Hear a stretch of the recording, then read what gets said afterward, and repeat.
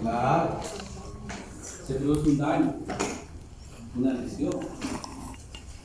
Y ese daño, esa lesión va a estar enmarcada de igual manera, tal como nosotros hemos visto y ya lo conocen ustedes esta diapositiva. Donde se va a producir un daño. Que en muchos casos puede ser un daño reversible. ¿Por qué? Porque si por ejemplo se daña la membrana, imaginemos proteína de membrana o fosfolípidos, la célula puede generar pues, actividad metabólica de reemplazar lo que ha dañado. Y además puede ser ayudado también por el sistema inmunitario, ¿no? Que va a aportar. Pero muchas veces esa respuesta no se da, o si se da no es perfecta, no está a la altura de reparar el daño. Entonces, ese daño se convierte en un daño irreversible. Y la célula que sufre un daño irreparable e irreversible, y sobre todo en organelas vitales. Por ejemplo, ¿qué organela? Imaginémonos que se rompe la membrana citoplasmática y no se puede reparar. ¿Qué va a pasar con todo lo que hay adentro? Imaginemos que se dañen las mitocondrias. ¿Dónde se va a realizar la fosforilación oxidativa? ¿Dónde se va a realizar el transporte de electrones? ¿Dónde se va a generar ATP? Imagínense que se dañen las organelas membranosas relacionadas a la síntesis de proteínas, por ejemplo. Se daña aparato Golgi, retículo endoplasmático rugoso, etc. Entonces, al generarse este daño irreversible, la célula indefectiblemente va a llegar a morir, se va a producir la muerte. Y esa muerte celular, que significa la claudicación, ¿no es cierto?, sobre todas las funciones celulares, pues va a generar una respuesta en el tejido. O sea, el tejido muerto no se va a quedar ahí. La célula muerta no se va a quedar ahí. ¿Por qué? Porque esa célula muerta, ese tejido muerto ya no sirve para nada, ¿no? Entonces, lo que no sirve para nada, ¿qué se hace? ¿Qué se hace lo que no sirve, señorita? Se bota. Que en términos patológicos vamos a llamarlo se elimina. Y hay todo un mecanismo de eliminación. El sistema fagocítico retículo endotelial se activa. Entonces nosotros también tenemos un sistema de eliminación de basura.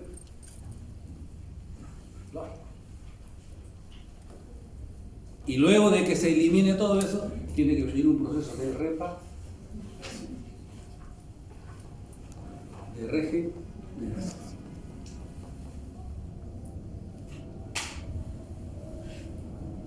La otra está chateando, flaca. Estoy en clase. Ese profe se ha comido 2 pecanas. Solamente he quitado dos de mis compañeras. Está chismeando. ¿Qué hacía tu profe? Sí, mi profe es un vacío. ¿O vas a decir que estás anotando lo que estás escuchando? No, estaba hablando, pero ¿Estabas hablando qué? estaba comentando Otras cosas, ¿no? No de patología. No, solamente un momento, nomás, disculpa. ¿Ah? Todo un momento ahora pues estoy... No, por eso. ¿Patología o otra cosa? Otro tema. Buenos días, buenos días, ¿no?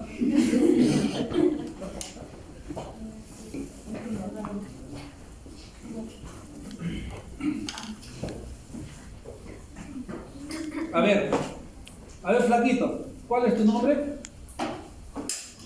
¿Ah? Jean-Pierre. Ahora Jean-Pierre va a decir, me pegué, el doctor me va a dar el punto. ¿No? A ver, Jean-Pierre, ¿qué es una noxa?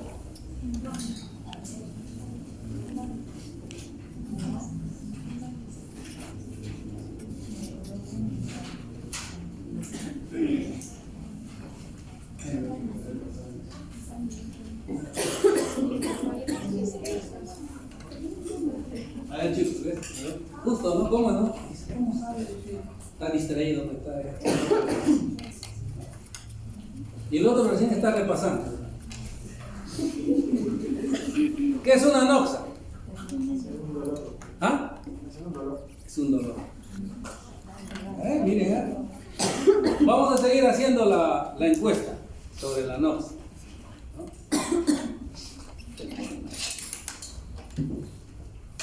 Allá nada sabe, allá es un dolor. ¿Por qué otro? ¿Y por qué ustedes tienen algo contra los hombres? No creo. A ver, aquí te pregunto. ¿Qué es una anoxa? Ella sí sabe. Para mí sería ¿Para un ti? agente tanto externo como interno que puede causar daño o modificación a la célula. ¿Has escuchado, Flaco? A ver, repite. Hace un estímulo internos externos que pueden causar daño.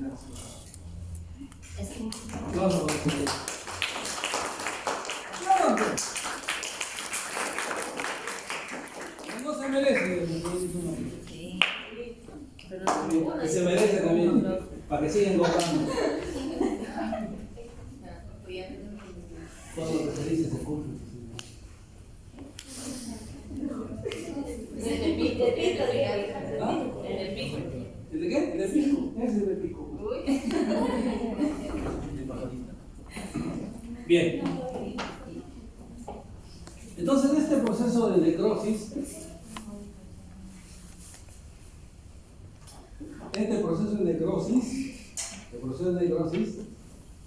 nosotros lo vamos a recordar, y ustedes para que nunca se olviden, como el proceso de descomposición celular o tisular. Entonces uno lo entiende mejor, ¿no? ¿Qué cosa es descomposición? ¿No? Putrefacción, qué sé yo, lisis, destrucción, eso es. Entonces una célula que muere, ¿no? Después de morir, entra en un proceso de descomposición. Pero este proceso de descomposición tiene sus fases. No es que la célula muere y inmediatamente se descompone, no. Hay un proceso que más o menos tiene ciertos tiempos. Pero no siempre, estos tiempos no siempre se van a dar, digamos, tan excluyentemente, ¿no? Pero sí hay unos tiempos más o menos que van a durar el proceso de necrosis. Entonces, una célula que muere, ¿correcto? Una célula que muere es porque ha llegado a un punto. Ese punto se llama, no es el punto G. Por si acaso. A ver, ¿qué es el punto G? A ver, ¿qué es el punto G? A ver, pasa. Ya te dijo allá, ¿han escuchado la voz? Habla hoy. Habla hoy o calla para siempre. ¿Qué es el punto G?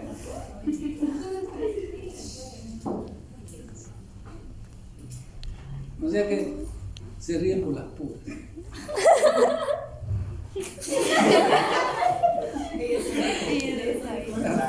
O sea, no saben ni qué cosa es. Escucha, punto G. Seguro me va a decir, doctor, eso se llama un trago que en la licorería siempre hay un trago punto G.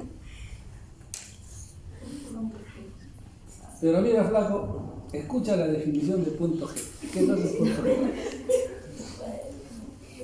¿A qué le llaman punto G? Seguramente esto les han hablado también en fisiología, ¿no? En fisiología reproductora. Depende, profe, ¿a qué contexto se refiere? No, pero desde el punto de vista ya, pues, digamos, fisiológico, lo que el punto G, ¿no? Ya, vamos a la parte de fisiología reproductora, ¿no? El punto G. Bueno, pues será cuando... ¿Qué cosa es? Una zona, un lugar, etcétera, anatómico, ¿no es cierto? Eso es que es una zona anatómica, ¿no? En la cual hay una excitación. Claro, que al estímulo responde ella con una elevadísima sensibilidad. Sí. Por ejemplo, en las mujeres se dice que la mayoría está en el clítoris. ¿Se dice? Se dice, claro. Eso es lo que se dice. Y así. Muy bien. Entonces, este punto es un punto de no retorno. Es decir, si la célula llega a ese punto, ya no puede retornar. Por más que haya respuesta inmunológica, digamos, elevadísima, bien desarrollada, no. Esa célula indefectiblemente muere. Y una vez que muere, comienza la necrosis. Entonces se dice que las primeras 6 horas ocurre un fenómeno llamado necrobiosis. Entonces, ¿qué significa la necrosis? Significa lo siguiente: que si yo soy una célula, llegué a mi punto de no retorno, ¿correcto? Entonces ya no funciona nada, o sea, muero, pero yo me mantengo todavía intacto. Mi membrana citoplasmática está ahí, mi núcleo está ahí, mi ADN está ahí, pero ya no funciona. Está mi red de organelas, todo, pero no funciona. Está ahí intacto durante 6 horas, aproximadamente. Esa es la fase de necrosis. Pero quiero decirles, en algunos fenómenos necróticos, eso dura poco. Y ahora vamos a ver. Por ejemplo, hay una necrosis llamada liquefactiva, o llamada también necrosis colicuativa. ¿Cuándo se da esta necrosis liquefactiva o colicuativa? En todas las enfermedades generadas por bacterias. Todas las enfermedades generadas por bacterias generan este tipo de necrosis. Entonces, ¿qué consiste? Consiste en que la célula muerta, ¿correcto?, va a recibir la acción de enzimas, proteasas, glucosidasas, mieloperoxidasas, lipasas. Entonces, si una célula se expone a esas enzimas, ¿qué va a pasar con sus proteínas? Se van a destruir. Entonces, inmediatamente, o sea, el proceso de necrobiosis no dura de repente media hora, de repente 20 minutos, de repente hasta segundos. ¿Por qué? Porque todas esas enzimas lo van a analizar rápido. En cambio, por ejemplo, hay otro tipo de necrosis, llamada la necrosis coagulativa. El fenómeno de coagulación se denomina así, ¿por qué? Porque la causa de la muerte y de la necrosis van a ser, pues, por ejemplo, calor, frío, puede ser falta de oxígeno. Ellas van a actuar sobre las proteínas, básicamente generando un mecanismo fisiopatológico llamado de desnaturalización de las proteínas.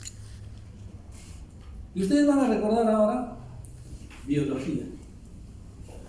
Cuando han hecho una práctica que se llama reconocimiento de las proteínas, ¿no? ¿Les han dicho? Cuando cocinas el hígado. ¿Sí? Y al huevo lo han sometido, ¿no es cierto?, en un tubito, seguro agua, ácido, álcali, alcalor, etc. ¿Sí? Listo. Entonces, ¿qué pasa? A ver, vamos a ponerles con el calor. ¿Qué pasa si yo la alumino el huevo, lo coloco al calor, al inicio al calor, ¿no? ¿Qué va a pasar? Claro, se vuelve blanco, la clara se vuelve blanca. Es como si yo sancocho un huevo. Agarro un huevo, lo sancochamos. ¿Ya? ¿Qué pasó con la alúmina del huevo? Se ha endurecido. Ha ocurrido un proceso de desnaturalización. Pero desde el punto de vista químico, bioquímico, ¿qué cosa es desnaturalización? Es decir, yo les estoy diciendo, es un proceso de destrucción de la proteína. ¿Pero qué significa? ¿Cómo es eso? Entonces, les voy a hacer un ejemplo. Yo siempre hacía un ejemplo, ¿no? Para ustedes. Vamos a imaginarnos que todos ustedes están formando una proteína. Ustedes saben que la proteína está formada por cadenas de aminoácidos. Cada uno de ustedes es un aminoácido, todos en una sola cadena, ¿eh? Pero la proteína tiene estructuras primaria, secundaria, terciaria y cuaternaria. Ustedes saben eso. Entonces, la estructura primaria está dada por los enlaces peptídicos dados entre cada uno de los aminoácidos, ¿no? Valina, leucina, glicina, triptófano, treonina, qué sé, unidos por enlaces covalentes llamados peptídicos. Pero la proteína no es solamente una cadena recta, sino se va enrollando. Y al enrollarse se va uniendo a través de puentes de hidrógeno, puentes de disulfuro, y forman estructuras. Y se va enrollando así, se va uniendo, y también se va haciendo en espiral. ¿Correcto? Sí. Estructura secundaria, terciaria. Pero hay proteínas que tienen 2 o más cadenas. Por ejemplo, la hemoglobina tiene 2 cadenas alfa, 2 cadenas beta. unidas por puente de hidrógeno. Esa es la estructura cuaternaria, proteína mal desarrollada. ¿En qué consiste la desnaturalización de las proteínas? En el rompimiento de los enlaces.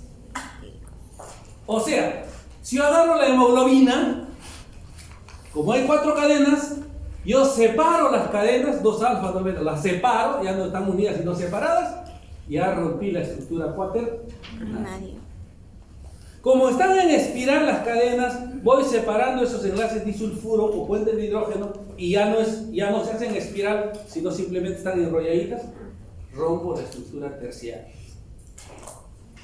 Si esa espiral lo separo y hago que se forme una sola cadena, que todo esto esté formando una sola cadena, rompí la estructura secundaria. ¿Qué pasa si yo separo a cada una de ellas rompiendo el enlace covalente peptídico? Rompo la estructura primaria. ¿Quiénes hacen eso? Las enzimas, el calor, el frío, etc. O sea, si yo he puesto el huevo a sancochar, el calor, ¿qué ha producido? Desnaturación de las proteínas. Entonces, si yo veo ahí lo blanco, acá está separado, todos los aminos están separados. Algo más puede ocurrirme.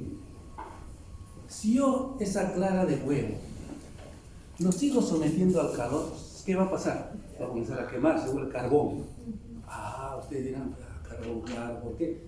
Porque las proteínas tienen carbohidrato, hidrógeno, oxígeno, nitrógeno. A medida que voy quemando, ese olorcito es por el nitrógeno. El oscuro es por el carbón, etc. Entonces eso ya es una destrucción íntima ya, en este caso, del aminoácido. Entonces la clara de huevo, ahí está, sancochadita. Pregunto, ¿se ha producido una necrosis? Sí, pero está necrosado. Seguramente pasarán 5 o 6 días para que eso ya totalmente se destruya. Entonces, la necrosis coagulativa, su proceso de necrobiosis durará más tiempo. Más tiempo.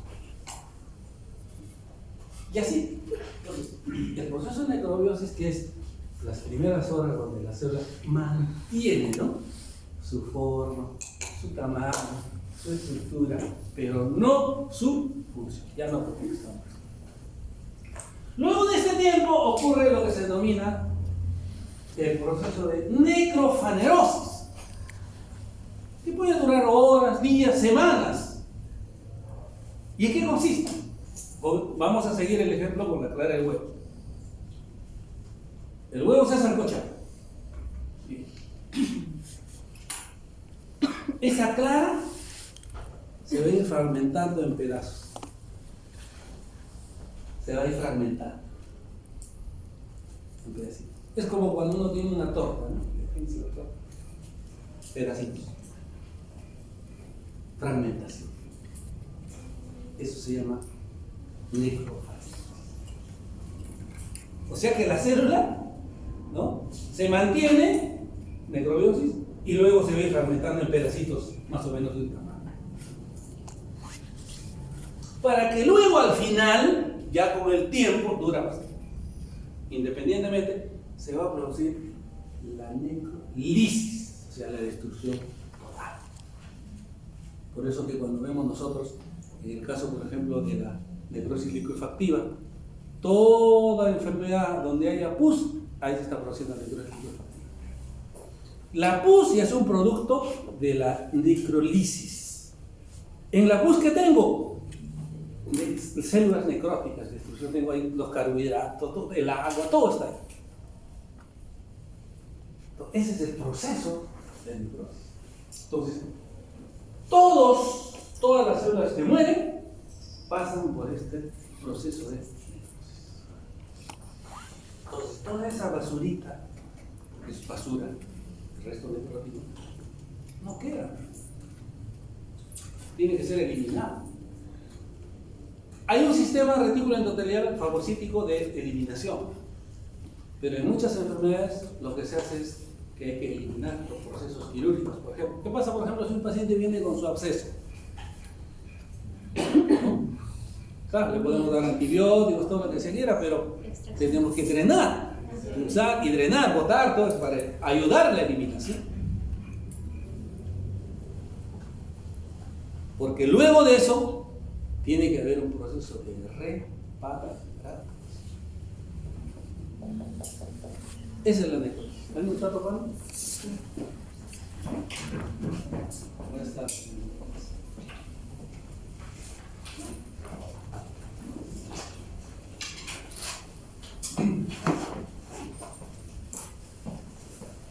Antes de esto acá viene una...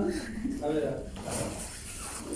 Entonces, cuando hablamos nosotros de necrosis, así como hemos hablado de adaptación, la adaptación también, digamos, se produce por estímulos, ¿no? De baja intensidad pero persistentes. Son estos mismos estímulos, pero aumentados en intensidad, aumentados en frecuencia, que van a generar la muerte y la necrosis. Lo mismo. Entonces, la diferencia es la intensidad, la frecuencia. Si yo, por ejemplo, vamos a imaginarnos, ¿no? Como les había dicho anteriormente, ¿no? Si, por ejemplo, sobre esta célula va a actuar de repente un ácido, ¿no?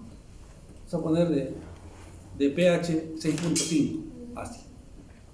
Y sobre esta célula va a actuar otro ácido de 1 de pH. Entonces, en ella seguramente va a producirse un fenómeno de adaptación. En ella, muerte. O sea, lesión irreversible seguramente y muerte. ¿Ok? Pero no se olvide. Por eso que cuando nosotros hablamos, en patología hay dos grupos de enfermedades. Las enfermedades agudas y las enfermedades crónicas. Las enfermedades agudas se dan cuando la noxa es muy concentrada, de alto grado de destrucción, etc. Entonces la respuesta es aguda, dura corto tiempo y es rápida. En cambio la crónica, como es de intensidad baja, es de largo tiempo. La respuesta se da en largo tiempo, es de baja intensidad y es lento. Correcto. Las enfermedades se clasifican en esos dos: agudas y crónicas. Una enfermedad, por ejemplo, cuando ven a un paciente, usted a su consultorio, ¿no? Ustedes le van a preguntar, ya, viene con la cara hinchada. No. ¿Y desde cuándo tienes eso? Poco a poco, doctor. Estamos ahora en mayo, ¿no? Poco a poco, doctor. ¿Cuándo me apareció el día de los enamorados? Febrero, marzo, abril, mayo. Crónico. Entonces ya tengo que imaginarme qué cosa, que la noxa es de baja intensidad persistente. Pero si me viene otra paciente, igual con su cara hinchada, y yo, anoche no he podido dormir, tampoco he podido dejar dormir a mi acompañante.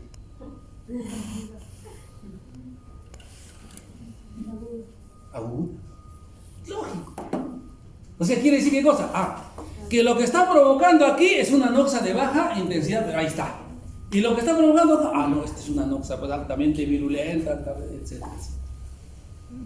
Eso es lo que nosotros tenemos que asociar. La señorita a propósito vota para ver si todavía yo puedo agachar. Bien. Ahora, desde el punto de vista de la fisiopatología. La lesión celular tiene mecanismos moleculares.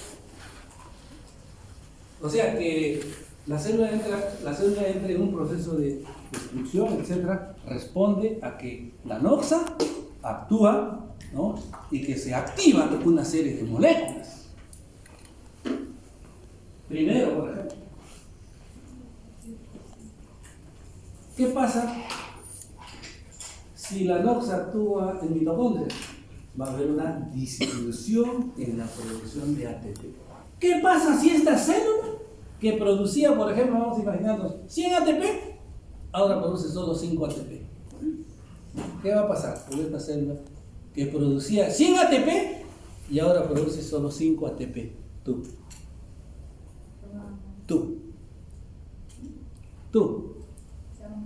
Se va a morir. Claro. O se va a morir o se va a lesionar, se va a lesionar.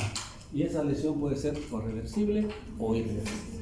Si es que la lesión es reversible, se va a reparar. Si es que es irreversible, porque de repente los 5 ATP, de alguna manera, antes de que funcione, que sea, pero ya no igual. Entonces, ¿qué quiere decir esto? La depresión de ATP significa que una célula disminuya su síntesis de ATP. ¿Por qué? Porque el ATP es energía, ustedes saben. No puede vivir sin ATP. Si una célula secretora, vamos a imaginar que una célula secretora, por ejemplo, glándulas salivales. ¿Qué función tienen los acinos de la glándula salival? Sintetizar saliva. ¿Qué pasa si esas células acinares producen menos cantidad de ATP? No van a producir la saliva que se requiere. Va a haber serostomía con las consecuencias ya propias de la serostomía y así sucesivamente. ¿Qué pasa si es una célula muscular? Vamos a imaginar que es una célula muscular que necesita bastante ATP, disminuye ese ATP. ¿Va a poder contraer? ¿Va a poder andar? Esa es la consecuencia. O sea, las consecuencias dependen del tipo de célula afectada. ¿Y quién produce el ATP? ¿Dónde se produce el ATP? Mitocondrias. Por eso les decía anteriormente, si va a haber daño mitocondrial, va a haber disminución de daño mitocondrial. En la mitocondria están los citocromos, ¿no? Ahí se produce el transporte de electrones, ahí se hace pues el ciclo de Krebs, ahí se realiza la fosforilación oxidativa, ahí llega el oxígeno para producir ATP, ahí se produce la glucólisis aeróbica. Nuestras células son dependientes de oxígeno, no son como las bacterias. Las bacterias hacen glucólisis anaeróbica, las bacterias pueden vivir sin oxígeno, pero nuestras células no. Y por eso que la mitocondria es importante. Está bien, ya que sea mejor vamos a... Miren, cuando la mitocondria es afectada, se produce una disminución de la fosforilación oxidativa. ¿Qué significa fosforilación oxidativa? Significa transporte de electrones, significa generación de ATP. Si no hay activación de los citocromos, entonces el ATP disminuye. Y mire, si no hay ATP, todas las consecuencias. Disminuye la función de la bomba de sodio y potasio, menor, digamos, formación de diferentes elementos, mayor formación de ácido láctico. Apenas lo toco, está bien sencillo. Por ejemplo, miren, ¿qué es lo que va a ocurrir con la fosforilación oxidativa y generación de ácido láctico en los deportistas, por ejemplo? ¿Por qué creen que les agarra calambre? Es que lo que pasa, miren, lo que pasa es de que mayor cantidad de ejercicio, mayor necesidad de oxígeno. Pero ¿qué pasa? No? De repente el oxígeno ambiental pues no está en la concentración adecuada o no hay captación de oxígeno. Entonces, al no haber mucho oxígeno, ¿qué va a haber? Todo esto, disminución y formación de ácido láctico. Entonces el músculo se va a contraer, ¿vale? Los famosos calambres. Alteración en la síntesis de proteínas. Disminución de la síntesis de proteínas. Nuestros elementos moleculares están formando continuamente. Se produce un reemplazo continuo. Proteínas, carbohidratos, pero fundamentalmente proteínas. Entonces, si se destruye una proteína, inmediatamente se produce para reemplazarla. Pero en este estado no se va a producir reemplazo, no se va a poder reemplazar. Entonces, miren las consecuencias, ¿no? de este estrés de tipo oxidativo, afectación a nivel del ATP, a nivel de la mitocondria. Todas las células tienen mitocondria, excepto algunas, por ejemplo el eritrocito, ¿no? El eritrocito ya no tiene mitocondrias, por razones obvias. Por eso el eritrocito vive solo 120 días. No tiene núcleo y tiene una baja cantidad de mitocondria. Entonces, todas las células en general, cuando generan este tipo de mecanismo, pues es porque están expresando necrosis. Daño a nivel de la mitocondria, es decir, que las mitocondrias se dañan, sus membranas, la parte interna, qué sé yo. lo que va a producir es liberación, miren. ¿Liberación de qué? De ciertas enzimas, los citocromos. Y estos citocromos, aparte de que intervienen en la fosforilación oxidativa, ¿no?, en la generación de ATP, aparte de eso, cuando los citocromos se liberan de la mitocondria, activan el mecanismo de muerte programada, llamada apoptosis. O sea, ¿qué quiere decir esto? Si en una célula su mitocondria se destruye, inmediatamente va a generar apoptosis, muerte programada, activando unas enzimas que se llaman las caspasas.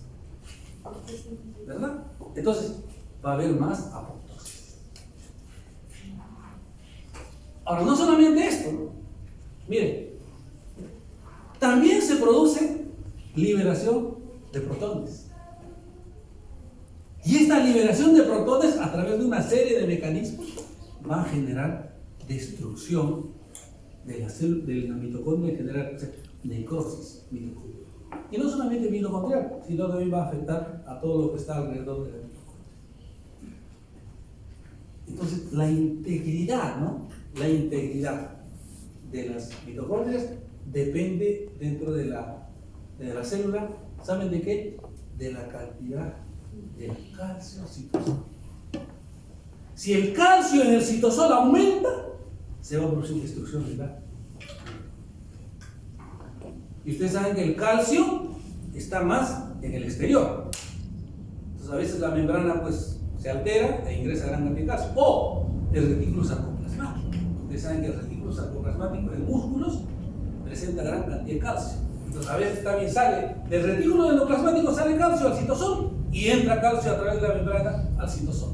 Esa elevación de calcio citosólico genera destrucción de las mitocondrias y todo este mecanismo. Ahora ustedes dirán, ¿y por qué entra bastante calcio citosólico del exterior, perdón, al citosol del exterior? Porque hay daño mitocondrial, perdón, daño en la membrana. ¿Y por qué entra del retículo sarcoplasmático? Porque también hay daño de la membrana del retículo sarcoplasmático. ¿Cuál es el retículo sarcoplasmático? El retículo endoplasmático rugoso y liso. Todo eso es el retículo sarcoplasmático en fibras musculares. Cuando se produce acción de la noxa, ocurre eso. Y por eso se genera daño a nivel mitocondrial. ¿Qué más? Claro, como les había mencionado, ¿no? La entrada de calcio, como les había dicho, bien, el retículo sarcoplasmático y también la mitocondria puede tener, pero generalmente el origen del calcio es extracelular, ¿no? Y del retículo sarcoplasmático. Pero también la mitocondria puede aportar un poco. Entonces, ¿qué pasa? Cuando hay gran cantidad de calcio citosólico, o sea, aumento de calcio dentro del citoplasma, miren lo que va a ocurrir toda esta serie de cosas. Activación de las enzimas celulares. Se activa la fosfolipasa. Si se activa la fosfolipasa, ¿dónde va a ir? A destruir la bicapa de fosfolipasa. Se activan las proteasas, destrucción de proteínas. Las endonucleadas, para destruir el ADN. Las ATPasas, para destruir la ATP. Destrucción. Y esto ocurre, ¿no?, por aumento. O sea, por ejemplo, a ver, vamos a imaginémonos de que por qué se produce esta entrada de calcio. Vamos a imaginar que las proteínas de membrana que regulan el calcio, ¿no?, se destruyen. Si se destruye, ¿quién va a regular el calcio? La entrada de calcio, ¿no? Y el calcio interesa en gran cantidad. Y generan todo este movimiento. Entonces es importante, ¿no?, que el calcio citosólico se mantenga, ¿cierto?, en condiciones óptimas. Otro mecanismo bioquímico interesante es la generación de los famosos radicales libres. ¿Qué cosas son los radicales libres? Los radicales libres son moléculas o elementos altamente inestables. Altísimamente inestables. ¿Qué significa altamente inestable? Es decir, los radicales libres lo que producen es oxidación. Eso es lo que produce, oxidación. Cuando se forman dentro de la célula, miren, se forman dentro de la célula, como son altamente inestables, se unen rápidamente, inmediatamente a cualquier molécula. Puede ser una proteína, Puede ser un carbohidrato, puede ser una grasa. Y al unirse, lo inactiva, lo destruye. Esos son los agentes oxidantes. Por eso que la contraparte en la generación de agentes oxidantes es de que nosotros tengamos agentes antioxidantes. Hoy hablábamos, por ejemplo, en la práctica, ¿no? Y hablábamos que los agentes antioxidantes pueden ser endógenos, o sea, la propia célula puede generar sus propios agentes antioxidantes. La catalasa, la superoxidismutasa, etc. Pero también nosotros podemos adquirir del exterior, en los alimentos. Las frutas, las verduras. Los cítricos, por ejemplo, el ácido ascórbico es un potente antioxidante. Hablábamos, por ejemplo, del resveratrol, ¿no? Procil nos ha dicho que hay que tomar vino tinto. ¿Por qué? Porque tiene un potente antioxidante resveratrol. ¿Qué hace el agente antioxidante? Es que cuando se forma la sustancia reactiva, el radical libre, cuando se forma, como es altamente inestable, se forma el antioxidante y el antioxidante inmediatamente se une y lo destruye, lo neutraliza, para que ya no pueda cumplir su efecto dañino. Y dentro de los agentes oxidantes, los más comunes son las especies reactivas de oxígeno. Las especies reactivas de oxígeno son estas, los eros. Y los eros oxígenos, miren, reaccionan con quiénes? Con ácidos grasos, con proteínas, todo lo destruyen, todo. Y generan qué cosa, ¿no? Claro, generan destrucción, pero se puede eso de alguna manera eliminarlo, como les había dicho, ¿no? A través del mecanismo de antioxidación. Entonces, los antioxidantes, ¿no? En este caso, catalasa, glutatión peroxidasa, lo que sea, inactivan, neutralizan a los radicales libres, a los agentes antioxidantes, a los agentes oxidativos. Y además, miren, los radicales libres no solamente están relacionados con el daño celular, sino también se dice que la longevidad depende de la acción de los radicales libres. Si nosotros vamos a neutralizar a los radicales libres que se producen, se van produciendo siempre, entonces la célula también va a tener más tiempo de vida, más longevidad. Entonces, si ustedes quieren ser más longevos, aliméntense con alimentos que contengan antioxidantes, verduras, cítricos, frutas y vino. ¿Ah? Defectos en la permeabilidad de la membrana. ¿Qué significa esto? Significa, miren, que si la membrana, por un solo ejemplo, ¿ya? Por un solo ejemplo. La membrana citoplasmática, por ejemplo, tiene la bomba de sodio y potasio. La bomba de sodio y potasio en la membrana regula la cantidad de sodio y potasio fuera y la cantidad de sodio y potasio dentro. ¿Qué pasa si no va a haber bomba de sodio y potasio? Claro, entra y sale como Pedro por su casa, o la cantidad que hay afuera se va a nivelar con la que hay ahí. Se rompe la homeostasis. Pero no solamente eso, o esa situación prácticamente va a hacer de que se destruyan todos los elementos dentro del citoplasma. Todos, no solamente, porque la membrana no solamente es la membrana citoplasmática externa. Las organelas también hay organelas membranosas. Los ribosomas, los lisosomas, el aparato Golgi, el retículo endoplasmático rugoso, liso.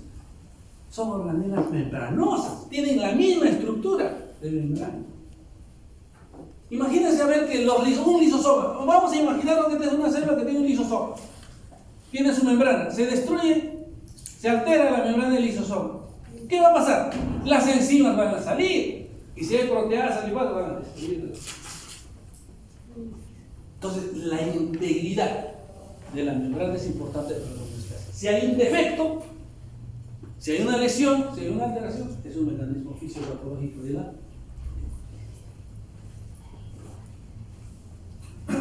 Entonces, cuando se produce la muerte celular, luego viene el proceso de necrosis, ¿no? Que tiene esos mecanismos fisiopatológicos. Pero la lesión celular, ¿no es cierto?, la muerte celular, nosotros la tenemos que diferenciar de lo que es la muerte programada. La necrosis, que es la destrucción, se produce después de la muerte, pero de la muerte provocada, de la muerte inducida por un factor lesivo. Si yo soy un factor lesivo y actúo sobre la célula, voy a provocar necrosis en esa célula. Pero las células también tienen programada su ciclo vital. Está programado genéticamente. Por ejemplo, el eritrocito vive 120 días. Si yo fuese un eritrocito, yo voy a estar circulando 120 días. Al 119 día ya sé que al día siguiente voy a tener que irme ¿dónde? Al vaso, que es el órgano hematocaterético, ¿no? ¿Qué voy a hacer en el vaso? Voy a activar mi apoptosis. Mientras que en una hay destrucción, o sea, las enzimas, la depresión del ATP, las enzimas oxidativas, todo, destruyen, violizan, ¿no?, a los componentes celulares. En la otra, como es una muerte programada, es más ordenadita, se forman los famosos cuerpos apoptóticos, o sea, cuerpos apoptóticos. Claro que esto y esto es basura, pero vamos a mencionar un poco haciendo una similitud, ¿no? Esto es más o menos basurita reciclada. Es como si hubiese agarrado mi basurita, bolsita negra, bolsita roja, bolsita verde, ¿no? Así. En cambio acá todo está puesto, vidrio, fierro, pilas, todo está mezclado. Acá no. Acá es más ordenado. Y otra cosa, frente a cualquier situación nociva, lesiva, hay una reacción, sobre todo el tejido vascularizado. Nuestro tejido vascularizado reacciona con un mecanismo llamado de inflamación. Y el mecanismo de inflamación se va a dar siempre frente a una acción lesiva, frente a una acción nociva. Si por ejemplo yo soy, por ejemplo, calor y actúo sobre un tejido, el tejido vascularizado circundante va a reaccionar. ¿Cómo? Inflamando. Y la inflamación es una respuesta de defensa. Se activan una serie de mecanismos moleculares que van a un poco luchar contra la noxa, etc., ¿no? Es defensivo. Entonces, el tejido se defiende siempre frente a una agresión, frente a un agente agresor. Claro, ¿no? Por ejemplo, yo, en este momento, la señorita no me está haciendo absolutamente nada, pero si ella agarrara, por ejemplo, algo y quisiera lanzarme a mí, yo tendría que, ¿no?, defenderme, ¿no es cierto?, de alguna manera, ¿sí? ¿Verdad? Eso es lo que ocurre en el proceso de necrosis. Pero en el proceso de apoptosis, el tejido circundante ya no genera inflamación, no genera ninguna respuesta de tipo defensivo. ¿De qué se va a hacer? Si es una muerte natural, una muerte programada. Y esa es una diferencia importante. La necrosis genera en los tejidos respuesta defensiva e inflamación. Esta no genera respuesta defensiva e inflamación. Y en este momento, muchas de nuestras células están generando apoptosis. Muchas. Les mencionaba, creo, no sé si la clase pasada, por ejemplo, los enterocitos viven 3 a 4 días. Nuestros enterocitos viven 3 a 4 días. Cada 3 a 4 días, nuestras células de nuestro intestino delgado, sobre todo, se recambian. O sea, si yo la semana pasada, el miércoles pasado, he comido una pachamanca, mis enterocitos que han absorbido la pachamanca ya no están absorbiendo ahora mi ceviche de conchas negras. ¿Sí? Igualito es el piel, ¿no? El piel, las células basales se van descamando y se van cambiando. Claro, no cada 3 a 4 días, pero por lo menos 6, 7 días. Hay un proceso de cambio. ¿Y ese proceso de cambio por qué es? Por una muerte, por una... Entonces, la apoptosis es algo programado genéticamente natural y el tejido circundante no tiene por qué reaccionar. No hay inflamación. Y otra cosa, es más ordenadita, ¿no? Hay cuerpos apoptóticos. La basurita está bien compartimentalizada. Entonces, como esto que es basurita lo tiene que eliminar el sistema fagocítico retículo endotelial, o sea, los macrófagos, entonces los fagocitos llegan acá. Entonces yo pregunto hasta por simple deducción lógica, ¿no? Hasta por una cuestión de sentido común. Si yo soy macrófago, ¿cuál de las dos basuras la eliminaré? Será más fácil para mí eliminarla. Será más fácil. Claro, claro, ¿ven? Entonces aquí me será más trabajoso, me será mucho más, digamos, necesitaré más cosas para poder activaré mucho, necesitaré más fuerza, más oxígeno, más enzimas, más. Es más, miren, ¿eh? Muchas veces cuando el macrófago llega aquí, porque llega una mancha de macrófagos, gran cantidad, no llega uno solo.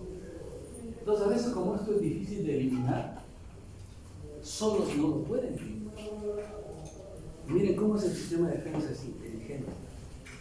Claro, pero no es perfecto. Nuestro sistema inmunológico no es perfecto, si no, no hubieran muertes. Entonces, ¿qué cosa es lo que hacen? Como no lo pueden eliminar solos, ¿saben qué hacen los macrófagos? Se unen 10, 20, 30, 40 y forman las famosas células gigantes. Así como los pandilleros. Ustedes ven a un pandillero en la calle solito, es un angelito. Pero a ver, cuando se junta la patota de 20, 30, destruyen. Igual los macrófagos. Células gigantes y fácilmente. Eso también hace. Es un fenómeno bastante interesante que poco a poco iremos comprendiendo. Muy bien. Entonces, cuando hablamos nosotros de necrosis, la necrosis o el fenómeno necrótico se da básicamente por dos mecanismos fisiopatológicos. Uno, que es la digestión enzimática. La digestión enzimática significa de cosas, ¿no? Es decir, que sobre la célula que está necrosándose van a actuar enzimas. Enzimas hidrolasas, ácidas, qué sé. Pero esas enzimas tienen dos orígenes. Suponiendo que, a ver, yo soy una bacteria, comienzo a sintetizar mis enzimas y actúa sobre la célula, la destruye. Pero eso se llama heterólisis, la acción de enzimas exógenas. ¿Okay? Pero ¿qué pasa? ¿La célula tiene o no tiene lisosomas? Sí. Cuando se produce la necrosis, ¿se va a destruir sus lisosomas? Sí. ¿Va a liberar sus propias enzimas? Sí. ¿Y esas sus propias enzimas que liberan van a destruir también lo propio? ¿Sí o no? Sí. Eso se llama autólisis. Entonces, la digestión enzimática se da por mecanismo de autólisis, o sea, las propias enzimas de la célula que está muriendo se activan, lógico, y ayudan a las enzimas exógenas. Son dos mecanismos: autólisis y acción enzimática. Y segundo, ya entendieron el mecanismo de desnaturalización de la célula. Ustedes dirán, pero no, ¿y por qué las proteínas? Porque las proteínas son las moléculas orgánicas más importantes. 60% de la célula es proteína. Hay proteínas estructurales, hay proteínas funcionales, enzimáticas. Las enzimas son proteínas. Entonces, desnaturalización, ¿qué cosa hemos dicho? ¿Qué es? Destrucción. Rompimiento, ¿no?, de los enlaces peptídicos, rompimiento de los enlaces con hidrógeno, rompimiento, destrucción de las estructuras primarias, secundarias, terciarias y cuaternarias de las proteínas. Estos son los mecanismos que van a ver. Ahora, si bien es cierto que la necrosis, como hemos dicho, es un fenómeno de destrucción de una célula muerta, esa célula muere, ¿ok?, por los mismos factores etiológicos que generan adaptación. La única diferencia es de que la adaptación está generada por factores de baja intensidad. En cambio, la muerte o la lesión reversible o irreversible, por los mismos factores, pero más intensos. Si es un mecanismo o una sustancia química más concentrada. A ver, yo le voy a dar un ejemplo. Suponiendo, vamos a imaginar, miren, ya se dio cuenta. Yo tengo una decepción. No vayan a hacer esto. Estoy dando solo un ejemplo. Yo tengo una decepción. A la cuenta de 3, todos aplaudimos una sola vez. 1, 2, 3. Despertó. Bien. Le voy a dar un ejemplo.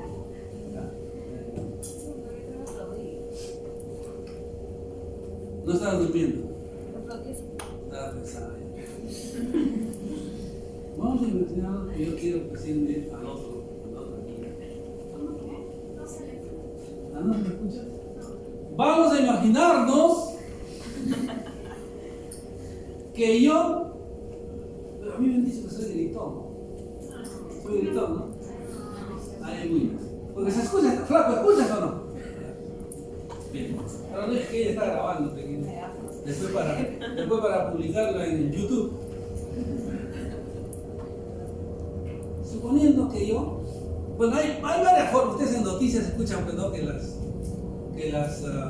suicidios tienen pero voy a coger yo una para el ejemplo. Imaginemos que yo me compro 3 bolsas de un órgano fosforado Rapinin. 3 bolsas, 3 sobres.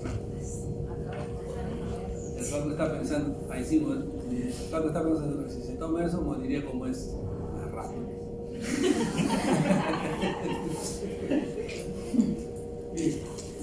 Entonces vamos a hacer, miren, para que ustedes entiendan, ¿ah? Cuando yo les tome los exámenes de recuperación, yo les voy a tomar así, face to face, y les voy a preguntar un ejemplo, les voy a decir, dame un ejemplo.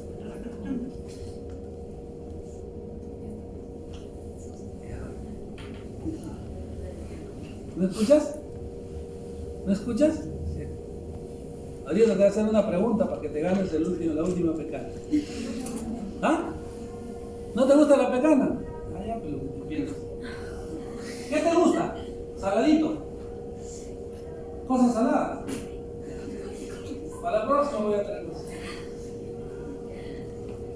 Yo agarro las 3 bolsas de Rapinin. No, la primera. Y acá. Las 3 bolsas. ¿Están imaginándose, no? Y me la tomo todo. Seguramente de 3, 4, 5 minutos ustedes van a ver mi enfermedad, etc. ¿no? Y me voy a la otra, ¿no es cierto?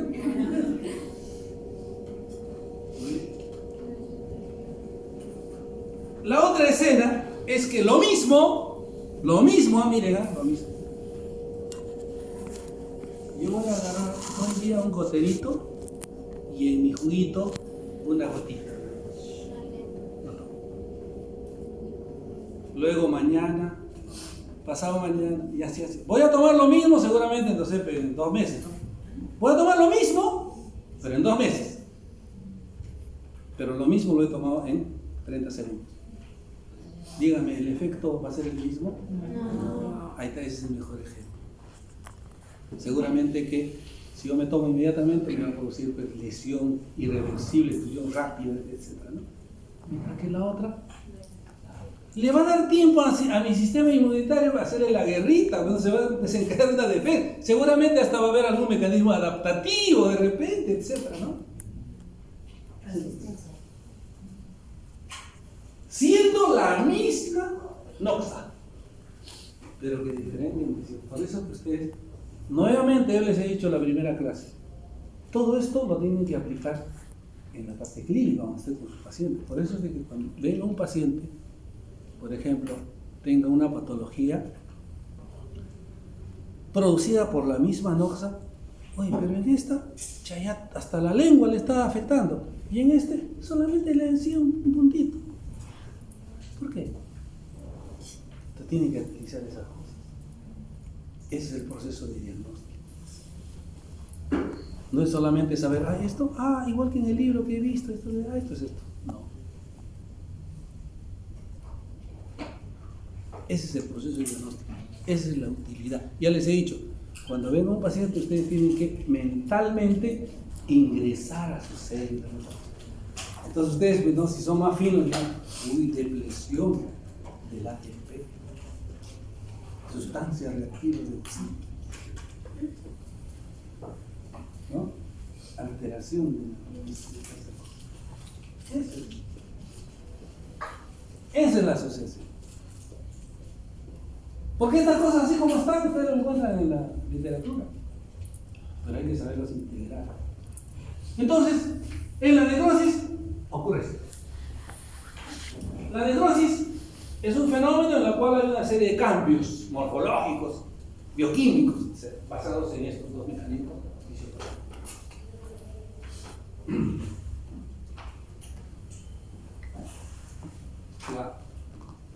Claro, al final la célula necrótica y su resto desaparecen por fagocitosis.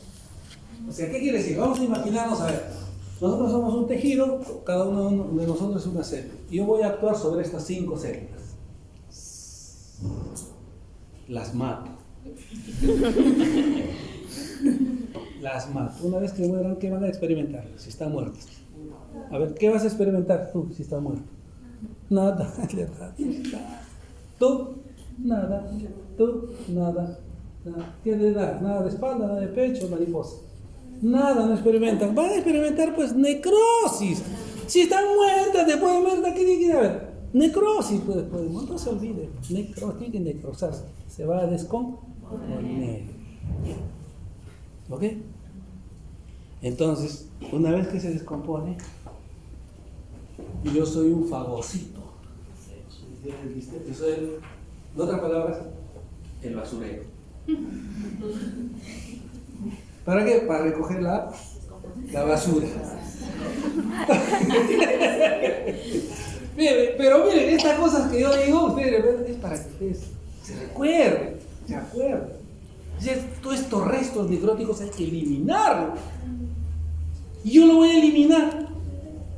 ¿Entienden? ¿Sí? Lo voy a eliminar. Una vez que lo elimino, yo soy, por ejemplo, ¿qué soy? Fagocito. ¿Quién es? Leucocito, o sea, leucocitos. Puede ser neutrófilo, puede ser macrófago, puede ser una célula gigante, puede ser un histiocito, pero soy fagocito. Lo elimino. Muy bien, una vez que lo elimino, las carpetas quedan vacías. ¿Qué debe venir luego? Proceso de reparación. Voy a reemplazar. Claro, pues no lo reemplazaré pues en la gordita así tal como es, no así toda bonacha, ¿no? Pero voy a reemplazarla con alguien parecido. Sí. Y si no lo reemplazo con alguien parecido, lo voy a reemplazar con lo que sea, pero voy a reemplazar. Y ahora eso lo vamos a entender en reparación. Porque los tejidos no siempre se reemplazan con algo parecido. Se reemplazan con cualquier otro tejido pues simplemente para rellenar el espacio.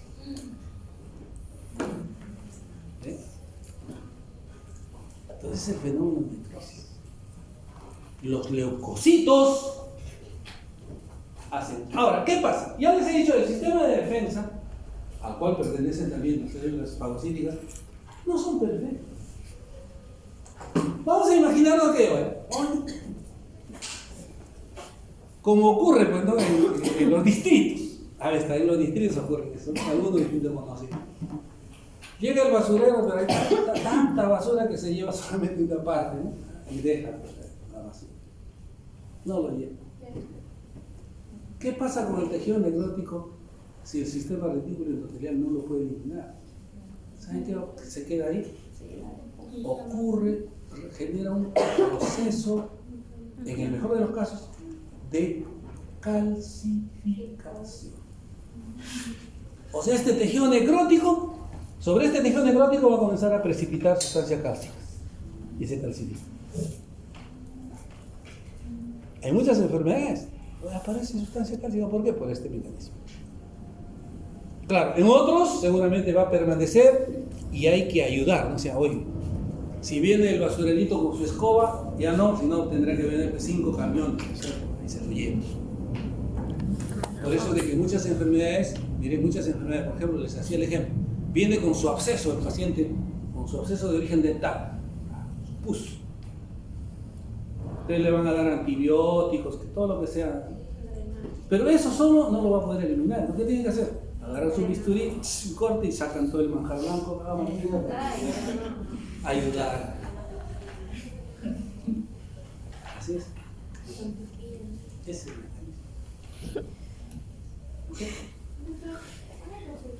Ya que hablaba sobre las clasificaciones y la micro, por ejemplo, tenemos un órgano del vaso, esto tiene microinfartos, obviamente se necrosa esas partes, y esas que se necrosan luego se vuelven clasificaciones de la micro.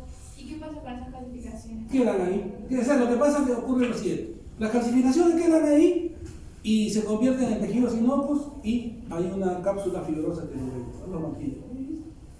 Pero no mejoran, o sea, perdón, no, digamos, impide el funcionamiento del vaso. Ah, es que dependerá del tamaño de la calcificación. De todas maneras, si hay algo que no es lo normal, disminuirá seguramente su función, en algo va a afectar su vida, por supuesto. Pero No como va a ser- duele. No, sí va a afectar de todas maneras, ¿no? Va a afectar de todas maneras, pero ahí está. Por ejemplo, a ver, vamos a ver un ejemplo. En la pulpa dental, yo sé que ustedes han visto en histología, les han hecho ver los famosos cálculos pulpares. Oigan, muchos cálculos pulpares son allá. ¿Verdad? Está el diente, le tomas una radiografía, ¡oh, es su cálculo pulpar! ¿Te duele? No. ¿Te dolió? No. No, feliz el diente. Pero ¿por qué se formó ese cálculo pulpar? Uno de los mecanismos es de que en ese diente ha podido ocurrir en esa pulpa una reacción inflamatoria pasajera, una hiperemia, y se ha producido precipitación cálcica. Pero ahí está. Ahí está la parte del cálculo pulpar. Pero eso dependerá, por eso dependerá si, por ejemplo, vamos a imaginar que un cálculo se forma en el ducto de un órgano secretorio. Claro. Si se forma en el ducto de un órgano secretorio, por ejemplo, en la glándula salival, en el ducto, va a taponar la secreción. Ahí sí va a haber una afectación. Depende del lugar. Depende. Pero va a haber, ¿no? Va a haber. Sí. ¿Y qué pasa con la necrosis? Por ejemplo, comienza en la punta de la mano por una lesión o algo así, le avanza la mano o al brazo y el tiempo. Ajá, muy bien, perfecto. Muy buena pregunta. Lo que ocurre, por ejemplo, voy a hacer un ejemplo de lo que ha mencionado la señorita. Por ejemplo, los alpinistas. Los alpinistas. A medida que ustedes van subiendo, el frío, etc., va a provocar el frío, o sea, es una noxa, va provocando necrosis. Entonces, muchas veces cuando la necrosis es amplia, ya no se puede regenerar. Claro, y como no puede haber regeneración, ya lo amputan. Tienen que amputarlo. ¿Por qué? Porque el tejido necrótico, si no es eliminado, miren, si no es eliminado, hay microorganismos que pueden asentarse, que tienen como sustrato a tejido muerto. Y entonces se produce la famosa gangrena húmeda o gangrena seca. Entonces, el tejido inclusive va a tener una característica, ¿no? Apodrido característica, ¿no? Entonces tiene que ser eliminado. ¿Por qué? Porque ya no hay posibilidad de reparación. No solamente en eso. ¿Qué pasa, por ejemplo? Puede ser una noxa. ¿Qué pasa en el diabético, por ejemplo? El diabético lo que tiene es, entre otras cosas, para efectos de que, por ejemplo, se hace una herida en los miembros, tiene una característica fisiopatológica que se llama la microangiopatía diabética. ¿Qué cosa es esto? Y que en los diabéticos, sus capilares, que deben tener este calibre, comienza su pared a engrosarse y comienza a disminuir su calibre de sus capilares. Entonces, ¿qué pasa si disminuye su calibre? La sangre fluye en menor cantidad. Entonces, ¿qué pasa si el diabético se hace una herida? Si se hace una herida, va a haber proceso de reparación. Si hay proceso de reparación, tiene que haber una elevada actividad metabólica, gran cantidad de oxígeno, pero como no puede curar, no puede sanar. Y esa herida sigue avanzando para que no siga avanzando. Entonces, claro que volviendo a la pregunta, el tejido necrótico muchas veces es muy abundante y hay que hacer eliminación, ¿no?, de todo el órgano o de parte del órgano, hay que amputarlas. Y el tejido calcificado es un tejido calcificado que no necesariamente puede tener alguna repercusión sintomatológica o clínica. Esto dependerá de qué, del tipo de órgano, del tipo de tejido. Por ejemplo, les quiero decir, miren, es muy diferente. Miren, imaginemos que yo tengo necrosis aquí en mi mano. Necrosis, es un tejido necrótico de 1 centímetro, vamos a decir, no menos, de medio centímetro. Se necrosa. Muy bien. Seguramente pues ahí no me permitirá de repente un poquito mover, pero yo voy a seguir seguramente, de repente haciendo mis cosas con las manos. Pero imaginemos que ese mismo medio centímetro se produzca en mi corazón. Que ese medio centímetro se produzca en mi cerebro. ¿Creen ustedes que las características clínicas van a ser similares? No. Dependerá entonces depende de la zona. ¿No?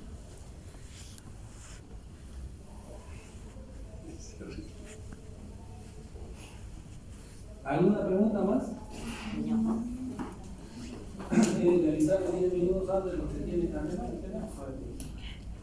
Bien, aquí están rápidamente la necrosis, los tipos de necrosis. Ahora sí, con esto vamos a terminar, los tipos de necrosis. Vamos a hablar de 4 o 5 tipos de necrosis. Necrosis coagulativa, ahí está, esta es la necrosis coagulativa. Ocurre bastante, ¿saben qué? En los casos de disminución de oxígeno.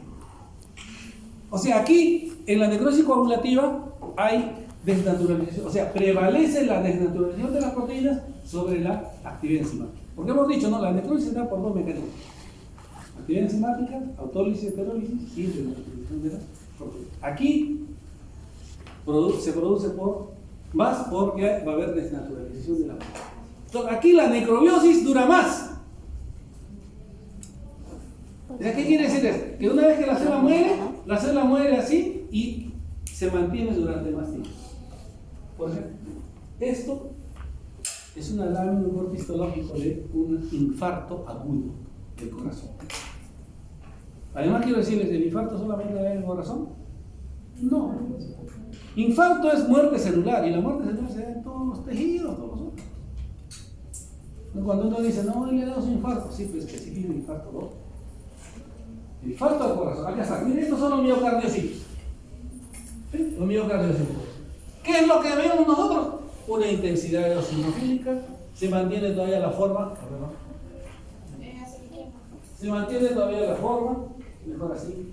Se mantiene todavía la forma, ¿no?, durante un tiempo, pero ya no se ven los núcleos. Hay una homogenización.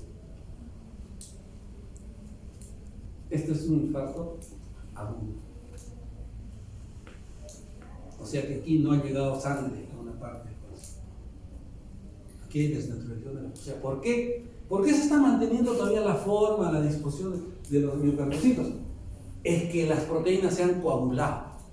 Y hemos dicho, 60% de la célula está formado por proteínas. Proteínas de membrana, citoesqueletos, proteínas, etc. Entonces, todo está pues coagulado. Es como si el huevo sancochado, ¿no? La clara de huevo, así está. Rígido se mantiene durante el tiempo. La necrobiosis dura un poco más. Esa es la característica de la necrosis coagulativa. Esto es pus. Aquí hemos sacado una gotita del manjar blanco y lo vamos a estirar en la lámina. ¿Ok? Y aquí está, esta es la pus. ¿Qué tipo de necrosis se da en la pus? Licuefactiva. Licuefactiva es como, miren, licuefactivo es como licuado. O sea, todo el tejido es como si estuviese licuado. Pero licuado, ¿por qué? Por la acción enzima. Un poco haciendo una similitud, la licuadora, las cuchillas de la licuadora serían las enzimas. Claro. Exactamente. Entonces todo esto es un licuado de tejido. ¿Qué tenemos? 4 elementos en la necrosis licuefactiva. 4. Esta necrosis licuefactiva siempre va a estar dado por un microorganismo. Donde ustedes vean pus, necrosis licuefactiva, y siempre hay un microorganismo. Por eso es que las enfermedades que cursan con pus, el tratamiento es el drenaje, ¿no? La limpieza de la pus, eliminación y antibióticos.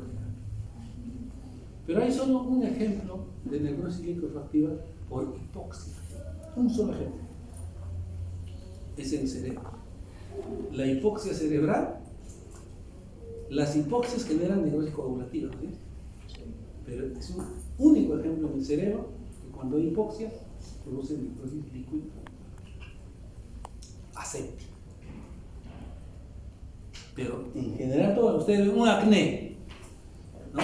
Un absceso, no sé, un chupito, todo lo que le llaman ustedes, ¿no? Se forma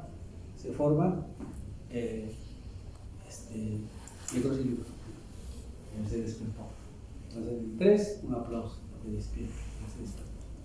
Está durmiendo. Ahora, no quiere decir que las subiditas de peso no puedan tener anemia.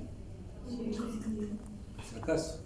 Sobre todo los estudiantes, ustedes tienen que hacerse su dosaje de hierro. ¿Ya? Y no cuesta muy caro. Oye, ustedes miren, ustedes, los estudiantes, cada 2 meses deben consumir su complejo multivitamínico de magnesio. No, complejo B y complejo B. Un blister estamos sobre ahí, de complejo B. Un blister de 10. Sí, eso no es chiste, de verdad, chicos. ¿Y qué hay? Pues, ¿ustedes qué creen? ¿Que estudiando de repente hay más gasto de energía? No solamente la fuerza física. ¿Ya? Porque ahí se me están durmiendo mucho. Bien. ¿Cuáles son esos 4 elementos? Estos que ven ustedes son los neutrófilos. Neutrófilos. Llamados también biocitos, son neutrófilos de generación. Estos rosados que ustedes ven son los detritos, son los restos necróticos de la célula. Estos espacios que ustedes ven corresponden al plasma, al líquido plasmático. Y por acá pueden encontrar algunas bacterias aisladas y en otros bacterias formando colonias. Esos son los 4 elementos de la pus en la necrosis líquida.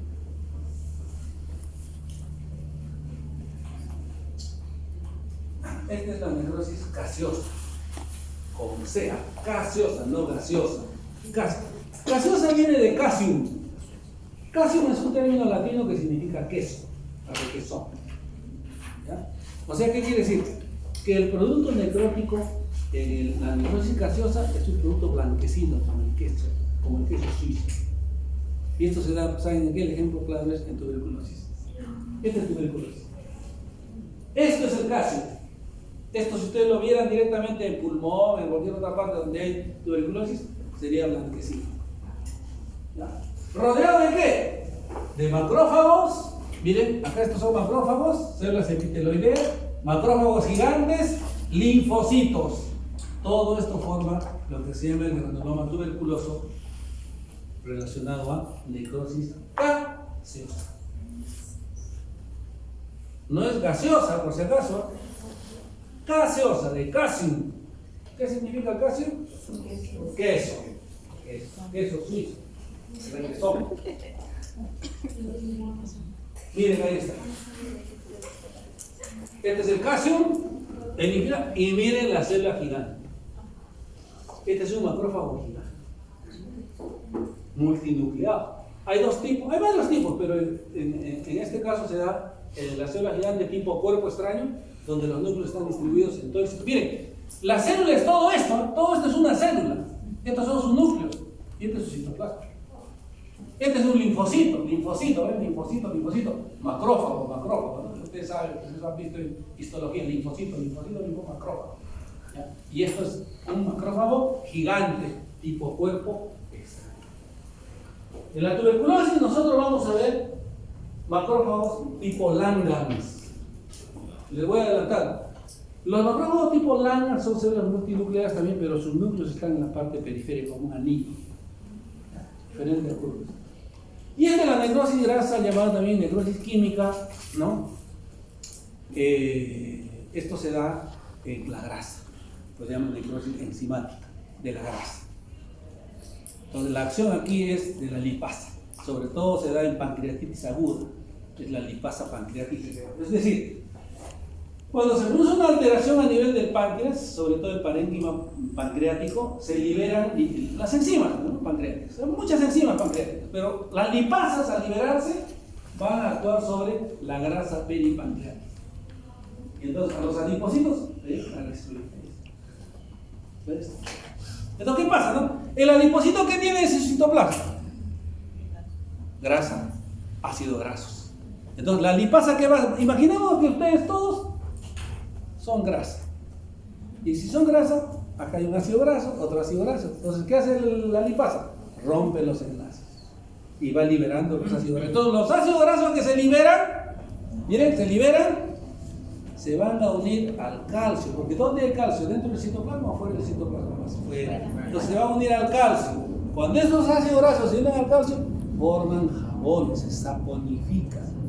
Y por eso ustedes van a observar estas estructuras. Miren, blanquecinas en la grasa, producto de la saponificación, necrosis enzimática de la grasa.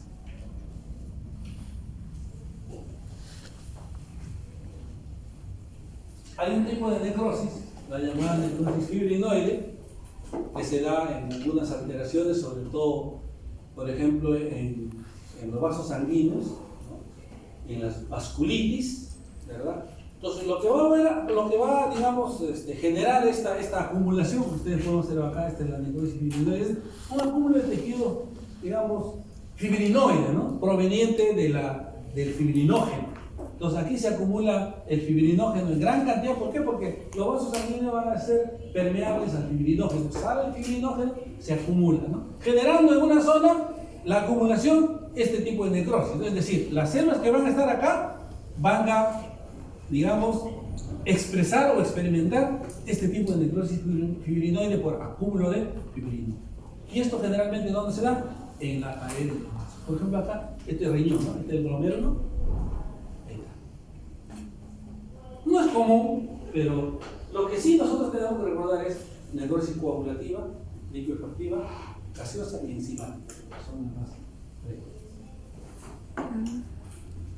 Miren otro caso de necrosis fibrinoide, por ejemplo, en algunas enfermedades de tipo inmunes o autoinmunes, donde los vasos sanguíneos van a tener este acúmulo, ¿no? De tejido fibrinoide, ¿no? Entonces, este acúmulo de tejido fibrinoide, claro, si es en los vasos sanguíneos, va a alterar pues, la elasticidad de los vasos, va a alterar el flujo sanguíneo. O sea, si la pared se va a engrosar y ya no va a tener mayor elasticidad de los vasos sanguíneos, la cantidad de flujo sanguíneo va a disminuir. Y al disminuir la cantidad de flujo sanguíneo va a provocar isquemia, ¿no? Y al provocar isquemia va a haber menos oxígeno, menos nutrientes, ¿no? Trayendo como bueno, diferentes acciones a nivel de los tejidos periféricos. Y esta es la necrosis gangrenosa, que me hacía la pregunta aquí, ¿qué pasa cuando hay gangrena seca? O sea, en la gangrena húmeda y la gangrena seca hay necrosis coagulativa y liquefactiva, las dos. O sea, en la necrosis gangrenosa hay las dos necrosis, coagulativa y liquefactiva. Pero en la gangrena seca prevalece más la coagulativa. En la gangrena húmeda prevalece más la liquefactiva. Entonces, sobre todo acá, se van a implantar microorganismos que utilizan como sustrato, se van a alimentar ese tejido necrótico y van a producir una serie de sustancias, ¿no? Que le van a dar, cuando ustedes van a acercarse a ese tejido, va a haber un olor característico, ¿no? A podrido, que se genera una serie de metabolitos, ¿no? Indol, escatol, cadaverina, putrescina, etc., que le da esa característica. Entonces, claro, en este caso, este tejido necrótico va a seguir seguramente avanzando, porque el sistema retículo endotelial fagocítico no lo puede eliminar. Entonces, ¿qué hay que hacer acá? Igual acá. ¿Y para el caso de las escaras? ¿De qué? De las escaras. Es lo mismo, ¿no? En el caso, claro, es lo mismo en el caso de las escaras. En el caso de las escaras, cuando se forma, por ejemplo, vamos a imaginarnos que el paciente con escaras es sano. Vamos a imaginar que sea sano, que no sea diabético, no sea porque si se forma la escala ser un diabético es por la diabetes. Pero vamos a imaginar que es un sano, ¿ya? Paciente sano. ¿Por qué se forma un paciente sano escala? Por falta de movimiento. Sí. ¿Por qué? Porque le dejan al pobre viejito en una sola posición. Y hemos dicho, una de las razones, de los factores de lesión, etcétera, mecánicos, presión. Entonces, si tú vas a presionar una sola, ¿cómo va a ser el flujo sanguíneo? Disminuye. Entonces, si tú se forma la escala, si tú sigues manteniendo la presión ahí en esa escala, lógicamente va a seguir creciendo, va a seguir creciendo. Por eso que a los pacientes lo cambian de posición, que se mueva, ¿no? Muy bien. Y así se observa una apoptosis. ¿Ven? Entonces, en una apoptosis, esta es la célula que está en apoptosis. Alrededor, las células tranquilas, no tienen por qué reaccionar, ni cuenta se dan, el problema no es con ellas, allá ella con su apoptosis. ¿Así es? Claro. Mientras que si habría necrosis, ahí sí se pondrían hojas, ¿no? Claro, una reacción. Esa es la. Listo, yo creo que nos quedamos ahí.